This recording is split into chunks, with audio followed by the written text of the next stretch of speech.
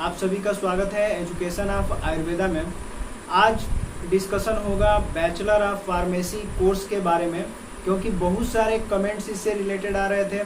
जो भी diploma pharmacy जो स्टूडेंट कर रहे हैं आयुर्वेद से, वो ये कमेंट कर रहे थे कि sir bachelor of pharmacy Ayurveda से आप हमें बताइए कि बैचलर ऑफ फार्मेसी अगर करते हैं, बैचलर ऑफ फार्मेसी अगर आयुर्वेद से करते हैं तो क्या उसके बेनिफिट्स होंगे, जॉब स्कोप क्या होगा, और उससे रिलेटेड तमाम तरह की जानकारियां हैं जो उन्हें चाहिए थी। तो उस टॉपिक पे ही डिस्कशन करने के लिए आज आप सभी के बीच में उपस्थित हूँ। तो वीडियो में लास्ट तक बने रहिएगा। आज मैं बैचलर ऑफ फार्मेसी जो आयुर्वेद से हो रहा है उस पर आज मैं पूरा एक्सप्लेन करने वाला हूँ। उस कोर्स के बारे में पूरा इंट्रोडक्शन आप सभी के बीच में रखने वाला हूँ। उसके पहले कुछ बातों पे डिस्कशन करना जरूरी हो जाता है, क्योंकि बहुत सारे यूट्यूब पे ऐसे चैनल बने हैं और ऐसे लोग हैं जो व्हाइट कोट पहन करके एज ए डॉक्टर या एज ए फार्मासिस्ट बहुत तरह की नसीहत दे रहे हैं, बहुत सारी बातें बता रहे हैं और जिसपे आसानी से स्टूडेंट विश्वास भी कर लेते हैं। ऐसा नहीं कि मैं जो भी आपको इन्फॉर्मेशन दे रहा हूँ, अगर मैं व्हाइट कोट पहन करके नहीं देता हूँ तो आपको मेरी इन्फॉर्मेशन गलत लगनी चाहिए, आपको मेरी इन्फॉर्मेशन सही नहीं लगती है। तो ये गलत चीज़ है। व्हाइट कोट पहन लेने से कोई डॉक्टर नहीं बन जाता है या उसके पास बहुत सारी नॉलेज नहीं आ जाती है। व्हाइट कोट जो है बस आपके प्रोफेशन को डिफाइन करता है, ये नहीं डिफाइन करता है कि आपके पास नॉलेज कितनी है। तो चैनल पे व्हाइट कोट पहन करके बच्चों को एजुकेशन देना, पूरी तरह से गुमराह करना या गलत चीज़ों पे नॉलेज देना, अगर आपको चीज़ें नहीं पता हैं और आप बताते हो तो बहुत ही नाइंसाफ़ी है उन बच्चों के साथ जो पूरी तरह से आपके ऊपर डिपेंडेबल हैं, आपकी बातें मानते हैं। तो ये चीज़ें जो भी कर रहे हैं वो इस चीज़ को बंद करें, और जो भी स्टूडेंट इस पे आसानी से विश्वास कर लेते हैं वो इन चीज़ों से दूर रहें। तो मैं ये नहीं कहूँगा कि आप बस जो भी नॉलेज मैं दे रहा हूँ उसी को कलेक्ट कीजिए या उसी को सही मानिए, लेकिन आपके पास एक कॉमनली ब्रेन है, आपके पास अगर आप दिमाग से अगर आप सोचेंगे और सारी चीज़ों को अगर आप सर्च करोगे या अपने नॉलेज के अकॉर्डिंग इन चीज़ों का अगर एनालिसिस करेंगे तो आपको पता चलेगा कि जो भी चीज़ें बताई जा रही हैं मेरे द्वारा वो पूरी तरह से ट्रू हैं। कोई फेक और कोई गलत चीज़ आपको यहाँ से नहीं बताई जाती है। तो आप गलत चीज़ें मत देखिए, गलत चीज़ें मत समझिए। आपको जो चीज़ें सही में बताई जा रही हैं उसको आप कलेक्ट कीजिए, अपने पास रखिए और दूसरों तक भी उसको शेयर करने की कोशिश कीजिए। ये चीज़ आज इसलिए बता दे रहा हूँ क्योंकि बहुत सारे ऐसे स्टूडेंट हैं जिन्हें बी फार्मा आयुर्वेद या D pharma Ayurveda, diploma allopathy या बैचलर ऑफ फार्मेसी एलोपैथी या बीएमएस जो कोर्स हो रहे हैं, इन सब के बारे में पूरी जानकारी नहीं है। उन्हें जो भी चैनल है, चैनल का नाम नहीं लूँगा, बहुत सारे ऐसे चैनल है जिससे उन्होंने चीज़ें देखी और मुझसे डिस्कशन किया जो पूरी तरह से फेक था, पूरी तरह से गलत था, और ऐसे लोगों ने ये चीज़ें बताई हैं। मैंने भी उन चैनल को सर्च किया और उस पर जो जानकारी थी वो देखी, तो मुझे भी आश्चर्य होता है कि क्यों ऐसी नॉलेज सब शेयर करते हैं जबकि उनके बारे में उन्हें कुछ भी नहीं पता है। तो इस पर बाद में बात कर लेंगे। टाइम आपका बहुत ज़्यादा इंपॉर्टेंट है मेरे लिए, तो मैं ये नहीं चाहूँगा कि आपका टाइम वेस्ट हो। तो चलिए डायरेक्टली टॉपिक के ऊपर चलते हैं और डिस्कशन करते हैं कि बैचलर ऑफ फार्मेसी अगर आयुर्वेद से करते हैं तो क्या है, क्या चीज़ें आपको मिलेंगी, जॉब कैरियर क्या होगा, क्या प्रोसेस है एडमिशन का, क्या सब्जेक्ट आपको पढ़ने होते हैं इसमें एडमिशन कराने से पहले, और एडमिशन कराने के बाद कौन कौन से सब्जेक्ट पढ़ने होते हैं, आप इस कोर्स को करके क्या करते हैं। इस तरह की तमाम जानकारियां मैं आपको दूंगा, तो वीडियो में लास्ट तक बने रहिएगा। तो चलिए सबसे पहले देखते हैं कि डिस्कशन का जो मेन टॉपिक है वो है क्या। आज मैं आपको बताऊंगा बैचलर फार्मेसी अगर आयुर्वेद से कर ले रहा है तो आपके लिए कैरियर ऑप्शन क्या है। तो कैरियर ऑप्शन और बैचलर फार्मेसी में कैरियर ऑप्शन बताने से पहले बस एक जो इम्पोर्टेंट टॉपिक है वो बता देता हूँ कि बैचलर फार्मेसी अगर आयुर्वेद से करते हैं तो अपने दिमाग में ये रखिए कि ये डिग्री कोर्स है। जो डिप्लोमा फार्मेसी है वो डिप्लोमा का कोर्स है और ये जो है डिग्री का कोर्स है। 4 साल का ये कोर्स है और किसी भी गवर्नमेंट कॉलेज से या प्राइवेट कॉलेज से आप बैचलर ऑफ फार्मेसी आयुर्वेद से कर सकते हो। कोई इसमें टर्म और कंडीशन नहीं है। फीस जो है वो आपका अलग अलग हो जाता है, क्योंकि प्राइवेट कॉलेज का सभी को पता है फीस जो है ज़्यादा लगती है, और जबकि गवर्नमेंट कॉलेज की जो फीस है वो कम लगेगी। तो आप चाहें तो गवर्नमेंट कॉलेज में भी एडमिशन करा सकते हो, तो आपको नीट के थ्रू जाना पड़ेगा, काउंसलिंग होगी, बाकायदे आपको कॉलेज सेलेक्ट करना होगा, तब जाके आपका वहाँ पे एडमिशन होगा। तो ये सारी चीज़ें हैं।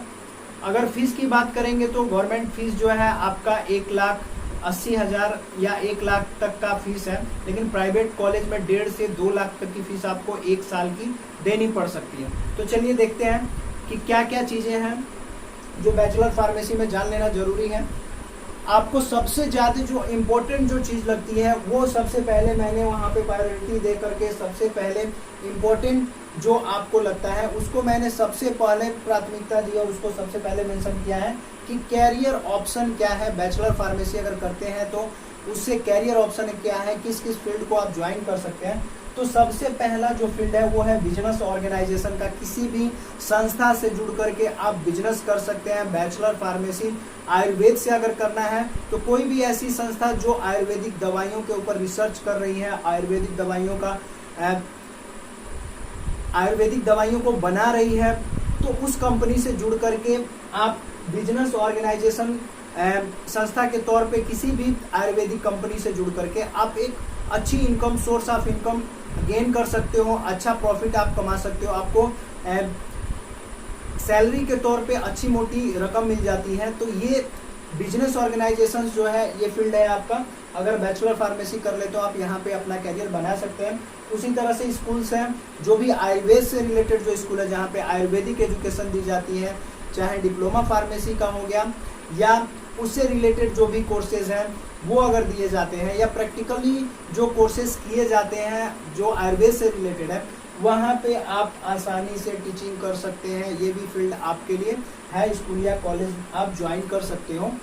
फिर उसके बाद से इंडस्ट्रीज हैं, अलग अलग तरह की इंडस्ट्रीज हैं जहाँ पे अलग अलग तरह के मेडिसिन बनाए जाते हैं। इसके अलावा भी बहुत सारी ऐसी इंडस्ट्रीज हैं जो टूथपेस्ट बनाती हैं, कॉस्मेटिक्स के सामान बनाती हैं आयुर्वेद से, या एलोपैथ से भी बनाती हैं। तो आपके सब्जेक्ट जो है दोनों कॉमनली हैं, तो इसलिए आपको कोई भी इंडस्ट्रीज है जो ये सारी चीज़ें डेवलप करती है, बनाती है, तो आप वहाँ पे भी अपना कैरियर सेट कर सकते हो, बना सकते हो।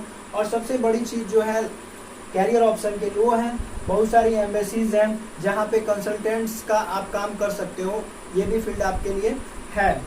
ई फार्मा करने के बाद से आपको स्केल पे क्या मिलता है, किस फील्ड में क्या स्केल पे है, वो मैं आपको बता देता हूँ। तो आयुर्वेद थेरेपिस्ट के तौर पे आपको 3,20,000 का स्केल पे आपको मिल सकता है, पे स्केल आपको मिल सकता है।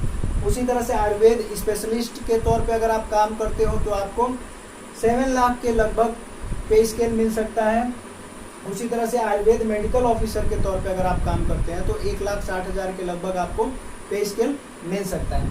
अभी यहाँ पे कुछ इम्पोर्टेंट्स जो टॉपिक है उस पर भी डिस्कशन कर लेते हैं। जैसे अगर आपको आयुर्वेद बैचलर ऑफ फार्मेसी में अगर एडमिशन लेना है, बैचलर ऑफ फार्मेसी अगर आयुर्वेद से करना है, तो यदि आपको बैचलर ऑफ फार्मेसी आयुर्वेद से करना है तो एडमिशन प्रोसीजर क्या है, कैसे आपकी एडमिशन होगी, कैसे आपके डॉक्यूमेंट्स कौन कौन से आपको चाहिए। तो सिंपल सा है, अगर शुरू में ही मैंने बता दिया, अगर आपको एडमिशन लेना है तो गवर्नमेंट कॉलेज में भी ले सकते हैं, प्राइवेट कॉलेज में भी ले सकते हैं। तो गवर्नमेंट कॉलेज की फीस कम होती है, प्राइवेट कॉलेज की फीस ज़्यादा होती है। तो डॉक्यूमेंट्स जो है आपको क्या क्या देने पड़ते हैं मेंशन किया हुआ है मैंने, important documents for bachelor pharmacy admission के लिए। तो आपको इंटर हाई स्कूल का मार्कशीट या सर्टिफिकेट चाहिए। अगर आपने डिप्लोमा फार्मेसी किया और चाहते हैं कि second year B pharma Ayurveda में एडमिशन लेना चाहते हैं तो आपको भी डिग्री चाहिए। डी फार्मा की जो डिप्लोमा की जो डॉक्यूमेंट्स हैं वो आपको लेनी होंगी। और फिर उसके अलावा आपके हाई स्कूल और इंटर के सर्टिफिकेट भी होंगे। फिर आधार कार्ड होगा आपका। अगर आप किसी SC ST कोटा से बिलोंग करते हैं तो SC ST का आपको कास्ट सर्टिफिकेट देना होगा, OBC का कास्ट सर्टिफिकेट देना होगा, डोमिसाइल देना पड़ेगा, इनकम सर्टिफिकेट, स्कॉलरशिप अगर चाहते हैं तो उसके लिए आपको इनकम सर्टिफिकेट देना पड़ेगा। तो ये सारे डॉक्यूमेंट्स आपको वहाँ पे जमा करने होंगे, सबके जीरोक्स कराने होंगे आपको। जीरोक्स सेल्फ अटेस्टेड होने चाहिए। एक फोटोग्राफ्स कंपलसरी होते हैं कि फोटोग्राफ्स जो है वो इंस्टीट्यूट अपने सुविधा के हिसाब से मांगता है कि 3 कॉपीज़ या 4 कॉपी जो भी फोटोग्राफ्स है वो चाहिए।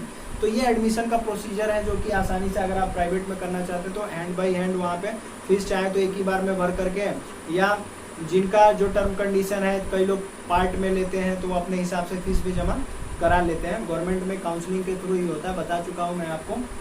उसी तरह से अगर देख लेते हैं कि सिलेबस क्या है, क्योंकि सिलेबस सबसे ज़्यादा इम्पोर्टेंट है और ये ज़्यादा डिस्कशन का टॉपिक भी हो जाता है कि सिलेबस हमें क्या क्या पढ़ना है। तो जिन्होंने डिप्लोमा फार्मेसी अगर आयुर्वेद से कर लिया है और वो अपना लाइफ सेटल करना चाहते हैं, एक बढ़िया कैरियर बनाना चाहते हैं मेडिकल के फील्ड में, या दवाइयों से रिलेटेड दुनिया में अगर एंटर करना चाहते हैं और बड़ा एक बेहतर भविष्य निर्माण करना चाहते हैं, तो उनके लिए सबसे बड़ा जो मौका है वो है बैचलर ऑफ फार्मेसी आयुर्वेद से। क्योंकि डिप्लोमा फार्मेसी है वो आयुर्वेद से कर चुके हैं, तो बैचलर फार्मेसी उनके लिए बेस्ट है। क्योंकि बहुत सारे सब्जेक्ट ऐसे आपको यहाँ पे मिल जाते हैं जो कि बहुत आपसे परिचित हैं, आप उस सब्जेक्ट से परिचित हैं और आसानी से आप यहाँ पे उस चीज़ों को कर सकते हैं, अच्छे से प्रैक्टिस हो जाती है आपकी। तो देखते हैं सब्जेक्ट क्या है। मैंने यहाँ पे जो आपका सब्जेक्ट कोड है वो मैंने यहाँ पे आपको मेंशन कर दिया, मतलब पी से पेपर कोड मैंने यहाँ पे मेंशन कर दिया। तो अगर आपको सब्जेक्ट देखने हैं तो लगभग 21 सब्जेक्ट हैं आपके, 21 सब्जेक्ट हैं और 21 सब्जेक्ट आपको हर 21 जो सब्जेक्ट हैं आपको पार्ट वाइज पढ़ने होते हैं। 4 साल में आपका डिवाइड कर दिया जाता है और ये सारे सब्जेक्ट आपको बारी बारी से पढ़ाए जाते हैं। तो सिलेबस सब्जेक्ट अगर स्टडी देखें तो आपको फर्स्ट सब्जेक्ट जो है इंट्रोडक्शन ऑफ आयुर्वेदा पढ़ाया जाता है, जो कि डिप्लोमा फार्मेसी में भी आपको फर्स्ट ईयर में इंट्रोडक्शन ऑफ आयुर्वेदा बताया जाता है, जो कि एंशिएंट आयुर्वेद को अच्छी तरह से आपसे इंट्रोड्यूस कराता है। उसी तरह से इंट्रोडक्शन ऑफ संस्कृत का है, तो इंट्रोडक्शन ऑफ संस्कृत भी आपको पढ़ना है। संस्कृत का जनरली आपको जो भी चीज़ें हैं इसमें बताई जाती हैं, क्योंकि बहुत सारी ऐसी चीज़ें जो संस्कृत में आपको पढ़ने के लिए उसमें मिल जाएंगी। उसी तरह से थर्ड जो सब्जेक्ट है वो है फार्मास्यूटिकल केमिस्ट्री। तो केमिस्ट्री का जो फार्मास्यूटिकल जो केमिस्ट्री है, जो दवाइयों पे काम करता है, वो आपको पढ़ना होगा। फोर्थ सब्जेक्ट है फार्मास्यूटिकल एनालिसिस, जो है फार्मास्यूटिकल जो एनालिसिस है जो किया गया है उस पर आपको फार्मास्यूटिकल एनालिसिस का जो सब्जेक्ट है वो पढ़ना है आपको। फिर उसी तरह से शरीर रचना क्रिया विज्ञान है, जो आपने डिप्लोमा फार्मेसी के तौर पे, आपने डिप्लोमा फार्मासिस्ट के तौर पे आपने डिप्लोमा फार्मेसी में पढ़ा हुआ है।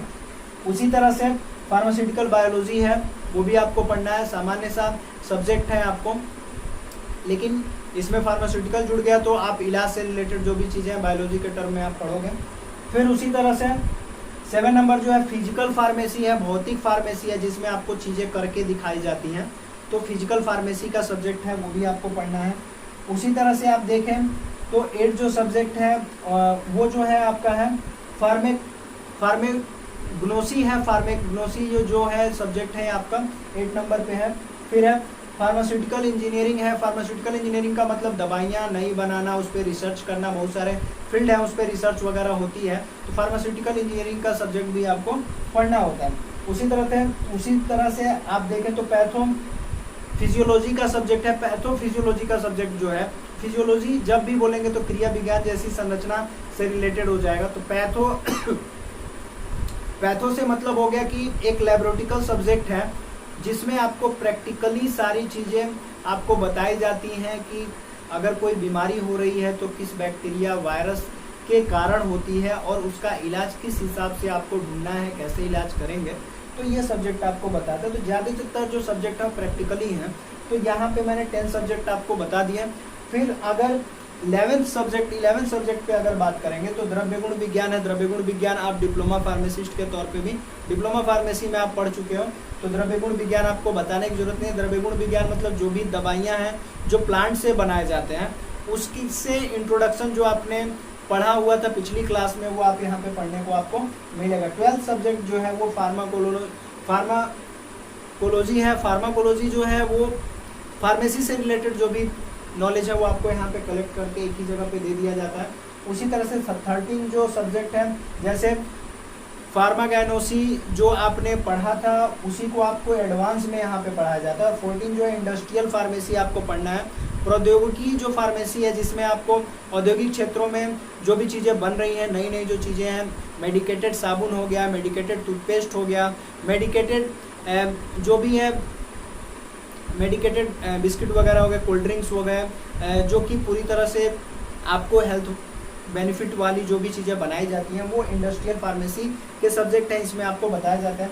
उसी तरह से नेक्स्ट सब्जेक्ट जो 50 नंबर का है वो है रसशास्त्र। रसशास्त्र भी आपने डिप्लोमा फार्मेसी में आपने पढ़ा हुआ है, सेकेंड ईयर का जो सब्जेक्ट है रसशास्त्र और वैषज्य कल्पना, तो रसशास्त्र भी आपको इसमें बताया जाएगा। नेक्स्ट जो है वैषज्य कल्पना, जैसे मैंने बताया डिप्लोमा फार्मेसी में आपको फाइनल ईयर में आपको पढ़ना होता है, तो वैषज्य कल्पना आपको 16 सब्जेक्ट के तौर पे आपको पढ़ना पड़ेगा। और जो 17 सब्जेक्ट है वो है फार्माकोलॉजी। तो फार्माकोलॉजी जो है एडवांस में आपको यहाँ पे पढ़ना है।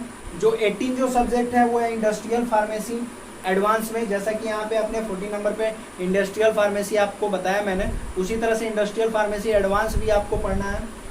फिर उसी तरह से 19 सब्जेक्ट जो है मैनेजमेंट बहुत ज़रूरी है, वो हर जो कोर्स के जो स्टूडेंट हैं उनको पढ़ाया जाता है, क्योंकि मैनेजमेंट नहीं कब पढ़ेंगे, मतलब प्रबंधन नहीं पढ़ेंगे तो किसी भी चीज़ों का सुव्यवस्थित तरीके से प्रबंधन आप नहीं जान पाओगे, कैसे कौन सी चीज़ें हमें अगर एक ऑर्गेनाइजेशन दिया जाता है या एक संस्था दे दी जाती है, कंपनी दे दी जाती है, तो उसको हम किस तरह से चलाएंगे, कैसे बेनिफिट्स हम लेंगे, कैसे स्टाफ रखेंगे, ये सारी चीज़ें आपको मैनेजमेंट में मैनेज करने के लिए बताई जाती हैं। उसी तरह से जैसा कि मैंने बताया डिप्लोमा फार्मेसी में रसशास्त्र पढ़ते हो, तो वहाँ पे रसशास्त्र, यहाँ पे एक रसशास्त्र जो है सिंपली आपको बताया जाएगा, एक रसशास्त्र जो है एडवांस में बताया जाएगा। जब एडवांस रसशास्त्र आप पढ़ेंगे तो एडवांस रसशास्त्र में आपको जो भी भस्म हो गया या जो भी दवा हो गई बताने के लिए बताया जाएगा, क्षार विधि से या रिएक्शन के थ्रू जो बनाया जाता है जो भी दवाइयाँ, वो पूरी तरह से डिटेल में करके एक्स्ट्रा चीज़ों के साथ आपको लैब में करने के लिए बताया जाता है। तो ये रसशास्त्र एडवांस में आपको बताया जाएगा। फिर लास्ट जो है आपका वैषज्य कल्पना एडवांस जो है 21 जो सब्जेक्ट है, तो जो भी सब्जेक्ट आप बेसिक्स पढ़ रहे थे वो एडवांस में भी आपको यहाँ पे पढ़ना है। तो बी फार्मा जो आयुर्वेद से हो रहा है उसमें जो भी इम्पोर्टेंट जो टॉपिक्स थे, इम्पोर्टेंट जो बातें थी, मुझे लग रहा था कि आपको जानना चाहिए, तो वो मैं आपको बता दिया हूँ। और बहुत सारे स्टूडेंट्स ने कमेंट भी दिया था कि sir bachelor of pharmacy Ayurveda से बताइए, तो बैचलर ऑफ फार्मेसी का आज टॉपिक मैंने क्लियर कर दिया। अगर कोई भी कंफ्यूजन आपके दिमाग में अभी भी रह गई है तो बेझिझक आप कमेंट कर दीजिए, क्योंकि जब आप कमेंट नहीं करोगे तो मुझे पता कैसे चलेगा कि आपको क्या चीज़ें समझ में नहीं आई और आपको क्या और जानना है। तो ये सारी चीज़ें मैं कमेंट्स के माध्यम से ही बताऊँगा। और रह गई बात कमेंट्स का रिप्लाई देने का, तो कमेंट्स का रिप्लाई मैं देता रहता हूँ। बहुत सारे ऐसे लोग हैं, ऐसे स्टूडेंट हैं अलग अलग फील्ड से जुड़े हुए, ऐसे मेरे यूट्यूब चैनल के जो भी यूट्यूब चैनल के जो सब्सक्राइबर हैं, मेरे जो भी सब्सक्राइबर हैं उसमें से कुछ ऐसे लोग हैं जो हमेशा ये मांग करते हैं कि सर अपना कोई पर्सनल नंबर दे दीजिए जिससे हम आपसे जो इम्पोर्टेंट चीज़ें हैं उस पर डिस्कशन कर सकें। तो बहुत ही जल्द मैं अपने मोबाइल नंबर को आप सभी के साथ शेयर कर दूंगा, और अगर आपको ज़रूरत पड़ती है तो आप हमसे कॉल करके डायरेक्टली आप पूछ सकते हैं। लेकिन मैं मोबाइल नंबर डायरेक्टली देने का मतलब कोई है नहीं, लेकिन आप रिक्वेस्ट कर रहे हो तो मैं मोबाइल नंबर आपसे शेयर कर दूंगा, और जो भी चीज़ें आप हमसे पर्सनली भी पूछ सकते हैं। लेकिन अभी मोबाइल नंबर शेयर करने का कोई मतलब नहीं है। आप कमेंट्स करते हो तो जिनके जवाब देना मुझे सही लगता है और मुझे लगता है कि नहीं इसको कंपलसरी जवाब दे देना चाहिए, तो मैं उस कमेंट्स का जवाब दे देता हूं। और ऐसे कुछ कमेंट्स जो मुझे बहुत ज़्यादा वैल्यूएबल लगते हैं आपके साथ शेयर करने की कोशिश करता हूँ। जैसा कि मैंने इसके पहले जो वीडियो बनाया था उसमें मैंने इन चीज़ों को शेयर किया था, तो मैं शेयर भी करता हूँ। तो आप कमेंट दीजिए, वीडियो अच्छी लगती है तो दूसरों तक पहुंचाने के लिए ज़्यादा से ज़्यादा शेयर कीजिए। और अगर बैचलर ऑफ फार्मेसी से रिलेटेड और कुछ जानना है, कॉलेज जानने हैं कि कहाँ पे कैसे एडमिशन होगा, डिप्लोमा फार्मेसी करने के बाद से अगर आपको बैचलर फार्मेसी में एडमिशन लेना है, तो इससे रिलेटेड जितनी भी क्वेरी आपको करनी, इंक्वायरी जो भी करनी है, वो सारी चीज़ें मैं आपको बताऊँगा। वीडियो लास्ट तक देखने के लिए आप सभी का बहुत बहुत धन्यवाद। चैनल पे जो लोग नए हैं वो चैनल को सब्सक्राइब कर लें, और वीडियो अच्छी लगती है तो लाइक कीजिए, और जो चीज़ें नहीं समझ में आती है कमेंट कीजिए, और दूसरों तक पहुंचाने के लिए ज़्यादा से ज़्यादा शेयर कीजिए।